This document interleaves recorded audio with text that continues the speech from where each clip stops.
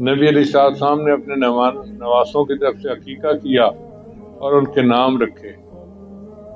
بیٹی کو حکم دیا، اس زمانے میں حجام تو ہوتے نہیں تھے، کہ تم اپنے بچے کے سر کے بال مونڈ دو اور ان کو تول کر ان کے مطابق اللہ کے راستے میں صدقہ کرو۔ آج بھی ہمیں سنت پر عمل کرتے ہیں۔ پھر نبی علیہ السلام کے بیٹے حضرت ابراہیم جب فوت ہوئے تو نبی علیہ السلام بہت غمزدہ تھے۔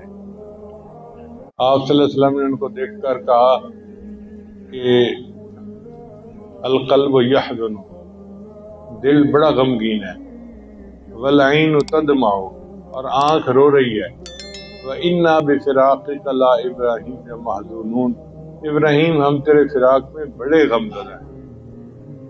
دیکھو محبت ہو تو ایسی کہ بچہ فوت ہو رہا ہے اور والد گرامی فرماتے ہیں کہ ابراہیم تیری فراق پر میں بہت غمگین ہوں۔